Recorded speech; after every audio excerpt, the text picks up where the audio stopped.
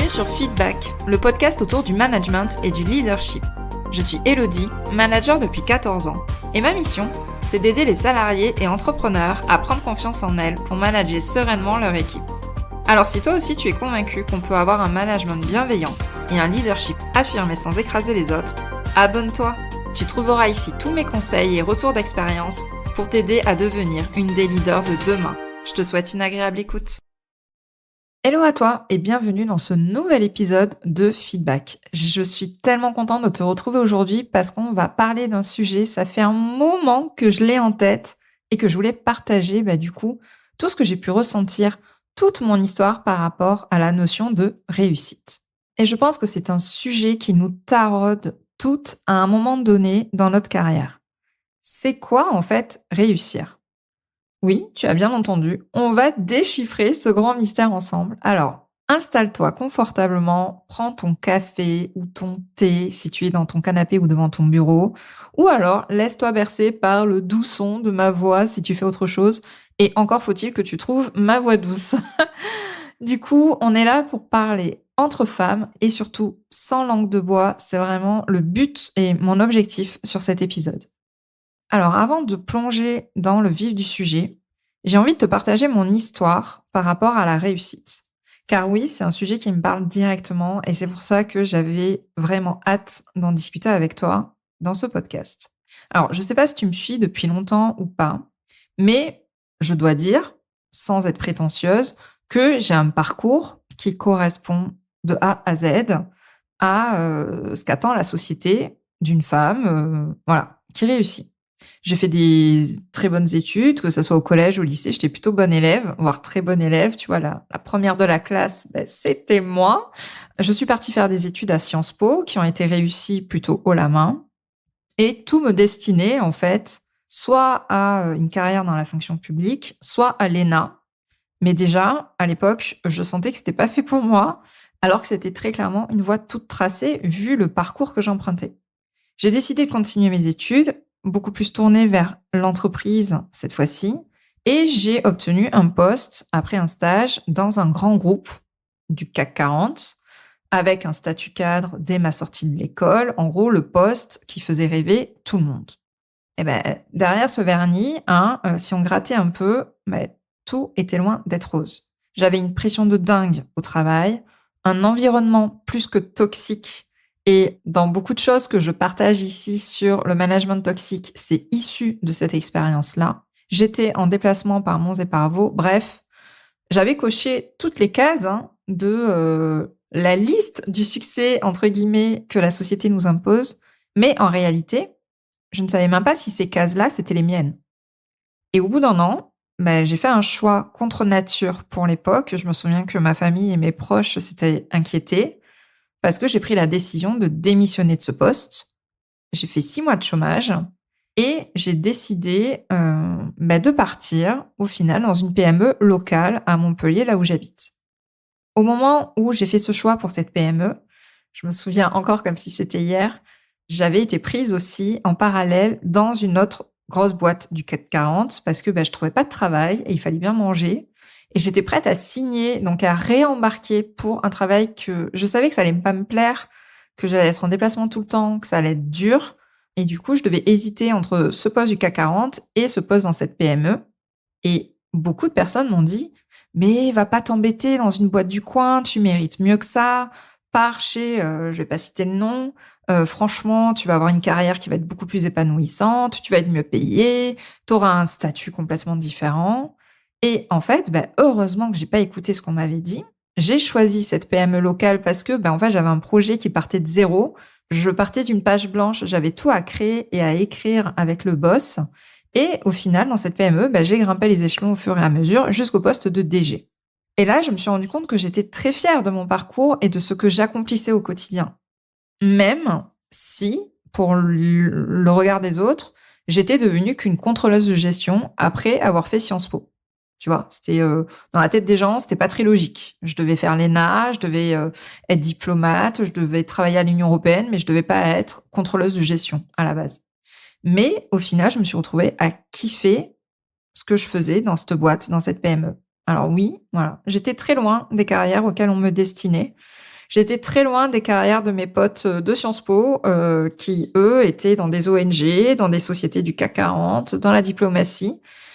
Et du coup, je kiffais, mais j'avais cette impression de ne pas avoir réussi parce que je me comparais à la carrière des autres. Et ne t'inquiète pas, tout le monde me le faisait bien savoir, bien évidemment, d'une façon ou d'une autre. Et en faisant un pas de recul, je me suis rendu compte que je redorais mon blason de la réussite quand je commençais à atteindre des postes de direction. Je suis devenue directrice d'exploitation, puis après je suis devenue directrice générale. Et en fait, c'est fou comme un titre peut tout changer dans le regard des autres. Alors que moi, je faisais les mêmes tâches qu'avant, ça ne changeait strictement rien pour moi, je prenais le même plaisir, mais le regard des autres a changé. Ouais, Hello, elle est directrice. Ouais, Hello, elle est DG, elle pèse dans le game. C'était un peu ça, ce qui ressortait. Et moi, je comprenais pas pourquoi, d'un coup, parce que juste j'avais ce titre de directrice, tout changeait. Et c'est là où je me suis questionnée sur la réussite. C'est là où je me suis questionnée sur la notion de succès. Parce que pour moi, la réussite et succès, au final, c'était bien plus que des chiffres sur un compte en banque ou un titre sur une fiche de paye. En fait, pour moi, le succès, c'est quelque chose qu'on peut personnaliser. Je trouvais que j'avais réussi depuis des années, mais ma réussite n'était pas éclatante. Elle ne répondait pas aux critères de la société de façon générale. Et oui, je suis quand même tombée dans la comparaison et je me comparais aux autres et je me comparais à ce que je n'avais pas. Et au final, ça m'a rendue malheureuse pendant certaines années. Mais avec la maturité, en m'intéressant aux dev perso, je me suis rendu compte que moi, j'avais connu le revers de la médaille de la réussite très tôt. Des environnements de travail toxiques dans des grands groupes, aucun sens dans ce que je faisais. Je prenais aucun plaisir à aller bosser le matin, voire même j'y allais avec la boule au ventre dans cette compagnie du CAC 40. Et je passais des heures à me tuer au travail, car c'était jamais assez, ni pour moi, ni pour ma direction. Et au final, j'avais troqué cette vie-là contre un travail dans lequel je m'éclatais depuis des années, puisque je suis restée 12 ans dans cette PME. J'avais la confiance de mes patrons, j'avais la confiance de mes équipes, j'avais les soirs et les week-ends pour moi, vraiment. J'avais des missions variées, j'ai évolué dans la boîte. Enfin, c'était le kiff complet. Pour moi, j'avais vraiment réussi. Et en fait, j'ai accepté d'arrêter de me comparer aux autres et à ce que les autres voulaient bien me montrer de leur vie, parce qu'on ne voit pas forcément les coulisses. Et au final, moi, les coulisses, je les avais vécues. Pourquoi je te partage mon histoire? Parce que je pense qu'elle peut résonner peut-être avec ce que tu vis aujourd'hui. Et j'aimerais t'inviter à réfléchir à ta propre définition de la réussite. Car ce n'est pas celle des autres et c'est pas celle de la société. Et pour te sentir heureuse dans ta vie, on va redéfinir ensemble le succès.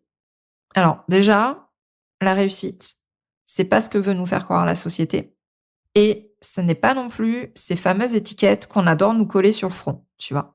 Alors, les étiquettes, il y en a plein. Il y a le fameux poste à responsabilité. Si t'es pas manager, si t'es pas directeur ou je sais pas quoi, c'est que t'as pas réussi dans la vie, tu vois. C'est comme l'histoire de t'as 40 ans et t'as pas de Rolex, je crois, donc t'as pas réussi. Là, c'est un peu pareil. Si t'es pas manager, si t'es pas directrice, c'est que t'as pas réussi. Mais le succès, la réussite, ça ne se mesure pas en échelon que tu auras gravi. Pas du tout. On peut réussir sans être manager, et pourtant, moi, j'adore le management, j'adore former dessus. Mais c'est OK de ne pas prendre de plaisir à manager et c'est OK de ne pas faire de carrière dans le management. Si tu es expert opérationnel dans ton métier, que ça peut être du développement informatique, dans des laboratoires ou autres, tu n'es pas obligé de passer manager pour réussir. Ôte-toi ça de la tête. Donc, tu peux réussir sans être manager, tu peux réussir sans être entrepreneur, parce que ça aussi, on veut nous envoyer des paillettes dans les yeux en disant « Oui, tu peux aller vivre à Bali et gagner je sais pas combien par mois et t'acheter des grosses voitures. » En fait, pas du tout. Tu peux aussi réussir sans diriger une boîte du CAC 40, et ça, j'en suis la preuve. Les personnes qui sont patrons, les personnes qui sont directeurs, qui sont directrices, ne sont pas forcément des personnes qui ont réussi. Tu peux réussir tout à fait d'une autre façon. La deuxième idée reçue qu'il peut y avoir aussi par rapport au succès, c'est l'argent. On a vu le statut tout à l'heure, le poste à responsabilité, mais il y a aussi la notion d'argent. On nous fait croire que le succès, c'est avoir ta belle maison, ton joli petit jardin autour, la belle voiture et tant qu'à faire, t'acheter un yacht, un bateau, partir au ski tous les hivers ou j'en sais rien. Alors oui, on va pas se leurrer, l'argent, ça aide à réaliser beaucoup de choses. Mais il y a de nombreuses études, alors j'ai pas fait les recherches, donc je peux pas te les citer, mais j'en ai vu passer beaucoup, qui montrent que le sentiment de bonheur et de plénitude n'est pas du tout proportionnel à la somme qu'on a sur le compte en banque. Et c'est pas pour rien si les sociétés occidentales, mais aussi les sociétés asiatiques, je pense à la Chine, à la Corée, au Japon, souffrent de maux mentaux essentiellement qui n'existent pas ailleurs. Parce que on est dans des sociétés qui ont des critères de réussite qui sont liés à l'argent, au statut, et pas à des notions comme la famille ou des bonheurs simples du quotidien. Donc, vraiment, la société nous impose des choses et il faut arriver à réfléchir et à en sortir.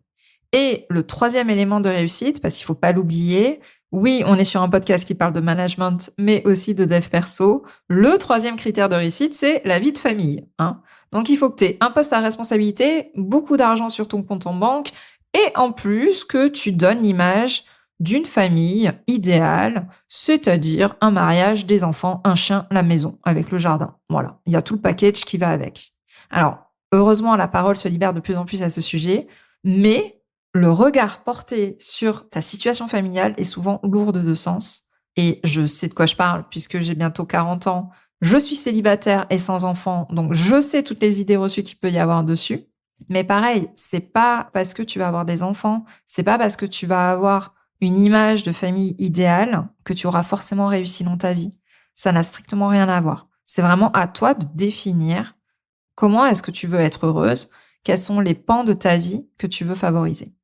Alors, ça fait du coup la transition avec la suite parce que moi, mon objectif avec cet épisode, c'est de te faire prendre conscience de la nécessité de redéfinir le succès selon tes propres critères.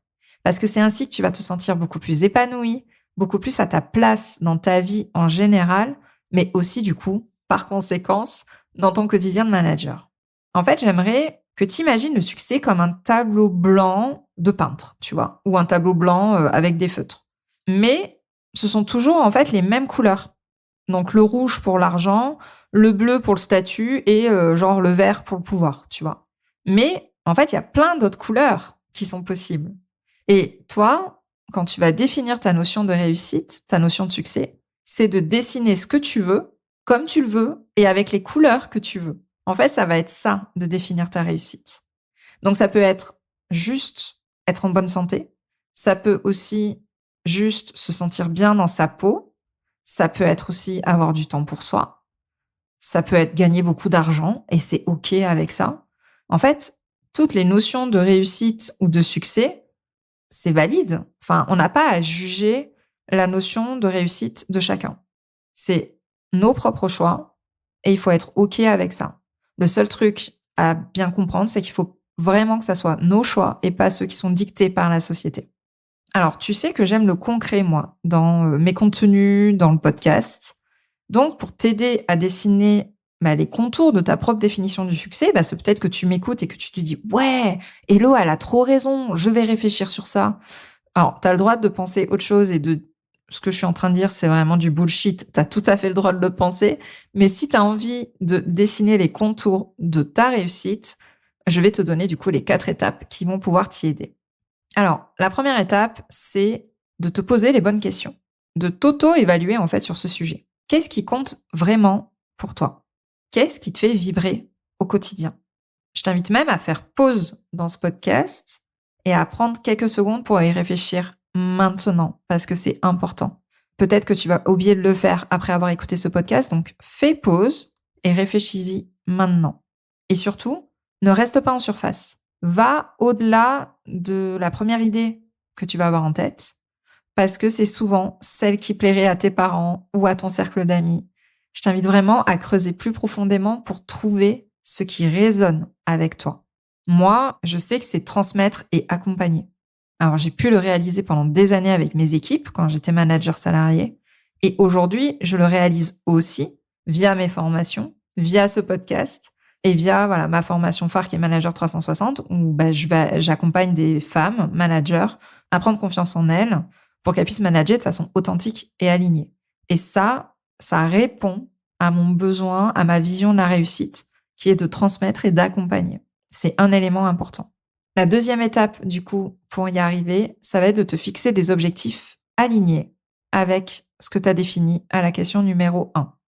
Une fois que tu sais ce qui compte pour toi, tu vas pouvoir te fixer des objectifs qui vont être en accord avec ces valeurs. Et là, encore une fois, ça va être tout un travail de sortir des objectifs que la société te demande d'atteindre. Choisis des objectifs qui te parlent à toi. Pour moi, ça a été de partager énormément de choses avec mon équipe que je manageais au quotidien. Mais du coup, je me suis fixé un objectif de le partager en dehors de ma boîte où j'étais salariée. Donc, c'est passé par créer des posts sur LinkedIn. C'est passé par créer ce podcast que tu es en train d'écouter. Ça se concrétisait aussi dans le fait de vivre à Montpellier, près de mes proches, puisque mes premières expériences, c'était à l'étranger ou à Marseille. Et en fait, c'est au final des villes qui ne m'ont pas plu. Et j'ai pris la décision de revenir plus près de ma famille ici. Tu vois, ça peut prendre plein de formes différentes.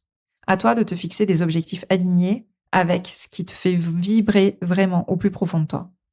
La troisième étape ou le troisième conseil que je pourrais te donner, c'est d'accepter que ta réussite est différente de celle des autres. Il existe autant de définitions du succès que de personnes sur Terre, que de managers, que d'humains, tout simplement. Et en fait, tu as le droit de ne pas mettre le travail au centre de ta vie. Comme tu as le droit de mettre ton travail au centre de ta vie si tu le souhaites au plus profond de toi. Et quand je te dis d'accepter le fait que ta réussite va être différente de celle des autres, c'est aussi accepter que ta définition du succès sera certainement vue comme un échec par d'autres personnes et c'est OK. Et c'est peut-être ça le plus difficile, c'est le regard des autres. Tu vois, quand je te racontais tout à l'heure que je m'étais lancée dans une PME où il y avait tout à faire, je sais que ça a été vu comme un échec pour certains de mes proches. Ça a été vu comme un manque d'ambition. Je pense à des personnes de ma famille, je pense à mon cercle d'amis de l'époque. Il y a des personnes qui m'ont dit « Mais Hello, elle est folle, elle fait n'importe quoi, elle est en train de griller sa carrière. » Je sais qu'ils ont pensé ça. Et pourtant, moi, j'étais en train de prendre une décision alignée avec ce que je voulais vraiment. Un autre exemple, tu pourrais très bien prendre plusieurs années pour t'occuper de tes enfants et tu peux l'assumer. Mais par contre, il y a d'autres personnes qui pourraient voir ça comme des faiblesses de ta part, comme un manque d'ambition aussi. Mais en fait, au final, on s'en fout. Ce qui compte, c'est ce qui est important pour toi. Donc, je t'invite vraiment à aller au-delà de ce regard des autres, d'aller au-delà de ce jugement. C'est ta définition à toi qui est importante, pas celle des autres.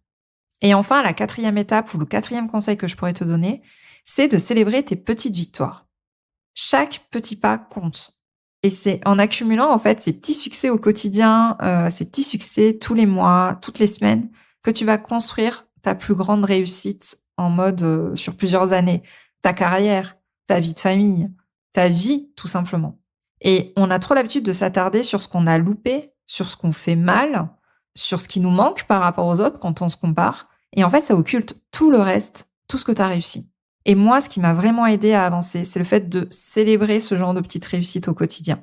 Et je t'invite vraiment à le faire parce que ça va te faire accepter ton quotidien et ça va te faire te rendre compte que oui, de plus en plus tu es à ta place, tu es à l'endroit où tu as envie d'être. Et ça passe vraiment par le fait de célébrer ces petites victoires. On arrive à la fin de cet épisode. J'espère qu'il t'a plu. J'espère que j'ai mis cette petite graine pour t'inviter à réfléchir à cette notion de succès et de réussite. Et vraiment, j'espère que tu es prête à écrire toi-même les chapitres de ta propre réussite. N'hésite pas à venir m'en parler en DM sur Insta, sur LinkedIn, par mail. Je réponds à tout le monde. Et si cet épisode t'a plu, tu peux aussi lui laisser une note de 5 étoiles sur Apple Podcast ou sur Spotify. Je te dis à la semaine prochaine pour un nouvel épisode. Je te remercie d'avoir écouté cet épisode jusqu'au bout. Si tu l'as apprécié, je t'invite à t'abonner sur ta plateforme préférée et à me laisser un commentaire 5 étoiles. On se retrouve au prochain épisode pour parler management et leadership.